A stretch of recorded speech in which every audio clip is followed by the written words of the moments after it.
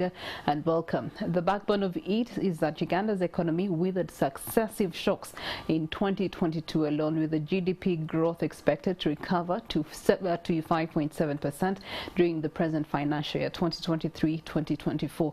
We also get to look at the post-COVID-19 recovery in services and industrial sectors, offsetting the weather-induced decline to accelerate the above. And we're looking at agriculture. However, we do have economic growth that is expected to also accelerate to 6% per year in the medium term, as agro-industrialization is among one of the few aspects looked at to accelerate this particular growth.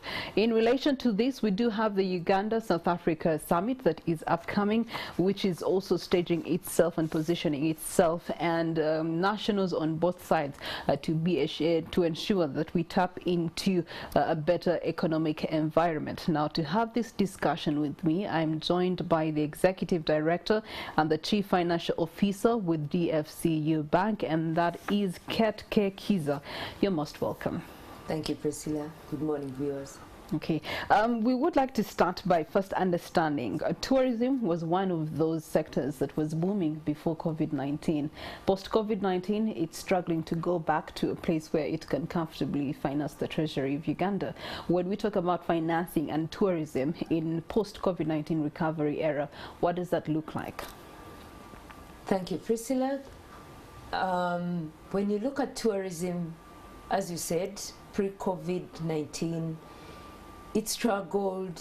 Pre-COVID-19, it was doing very well. Post-COVID-19, there was a lot of fear, getting back to what we had to be weaned off. So post-COVID-19, I see tourism getting back, and the summit is one of the things that provide a very good avenue for tourism to come back. Uganda is very interesting. It has very interesting sites. Of course, the climate, not to talk about the climate. So the more we market it out there, the more we get people to experience the Uganda, the more we will have in tourism, and more people will be coming, and that will contribute a lot more to our national income. Okay. The Uganda-South Africa summit also is looking into agro-industrialization in order to propel Uganda into a better economic status. And in regards to that, with the ventures that are being sought here and there, how is this sector's contribution to Uganda's economy? So agriculture is the biggest contributor to Uganda's economy. However, it's contributing that much before a lot of industrialization is done. So what industrialization does is adds a lot of value to our products, right from what we grow to adding a bit more value. When you add value, you'll move from selling a cluster of sweet bananas at 3K to adding value, making products out of it, making dry bananas, making juice out of it, and you sell that at an equivalent of 20K. So this summit provides a very good opportunity to share and learn from South Africa. What can we do? What are the areas that we can add value to, and in order to sell better?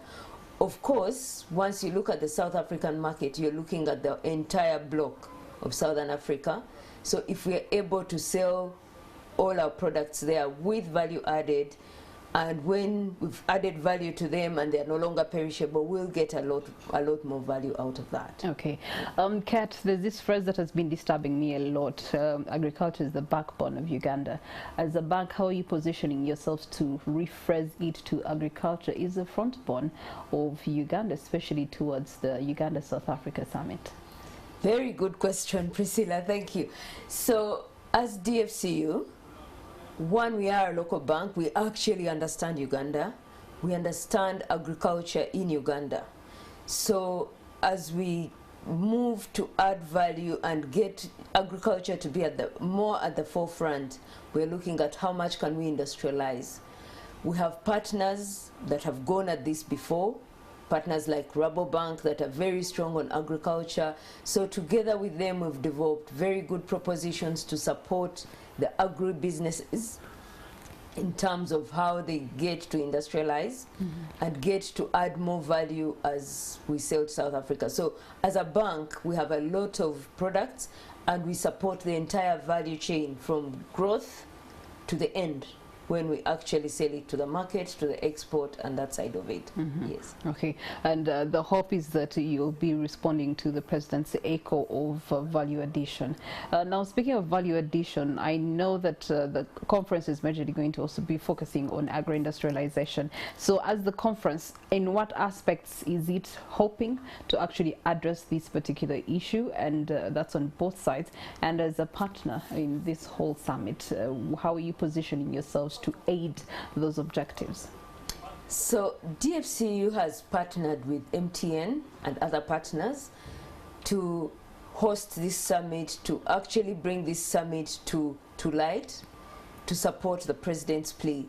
So what is supposed to happen is we're getting so many, we have over 300 people who are booked to come in, spend time, experience Uganda, and look at the different opportunities. So in all those spheres we're there, we will be working with each of our customers. Even those that are not our customers, we'll be working with them to offer solutions and see how do we actually take very good advantage of that summit. There are so many people coming, they will be looking at different areas. So to support our local businesses who we understand pretty well and get them to industrialize, to add a bit more value. One of the biggest limitations is, of course, capital. We will be providing that and financing to see how do we support them on the journey. South Africa is a very big market, like I mentioned. Right now, BRICS is happening.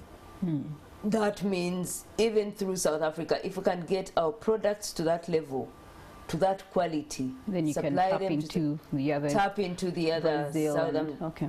And then all the BRICS, we will end up with China, for example, or Brazil within that. Okay. So it's a very, very big opportunity, and we're excited to be part of it. All right, that's very exciting, because the BRICS is trying to position themselves in a place where they can cut short the aid that is coming in from Western, influence, and then be able to cater to their own affairs.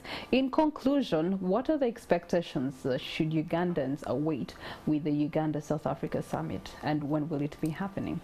So the summit is happening on the 5th and 6th of September. To the Ugandans, it is be prepared, because even luck comes to those who actually are prepared. We need to be prepared. What is it that we're selling? Think about what is it that we want to put out there. There are people coming to buy. It's a ready market that's there. What are we going to put out there? Then we talk about how do we put it out there, how do we add value to it. There are many things that grow in Uganda. Uganda has the same climate all through. We never have winter.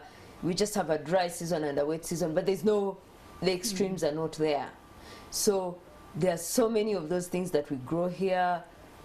Avocado, how do we get that avocado to actually not sell the 3 at 1K?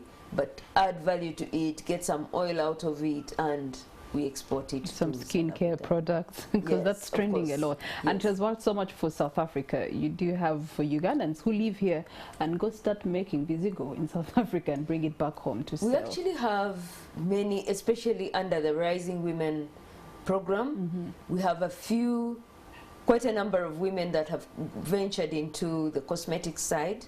So they make cosmetics, they make oil out of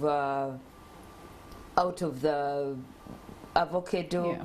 They actually make a lot of good products that we can sell. They're making lipstick. They're making so many of those things that we actually can sell. So when we say Ugandan, I think that's too generic. So who's the intended Ugandan that you want to address at the end of the day, or that you want to help propel them into this agro-industrialization era? So the biggest target we have are the people who actually grow this. How do we get them organized that whatever they harvest the harvest that they get, they can actually get a lot more value for the same harvest. Okay. So it's that person that we are targeting the most. All right. Well, thank you so much, Kiiza from DFCU, and that is the Chief Financial Officer there, having given us a light of the Uganda-South Africa Summit, which is happening in September.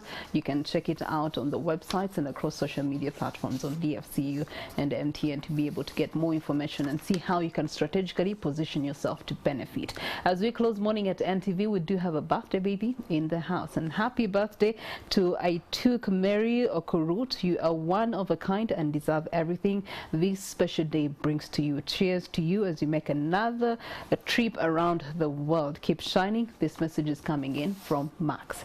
So happy birthday to you, Mary. Thank you so much for having been with us on Wednesday's edition of Morning at NTV. Adios. Good day.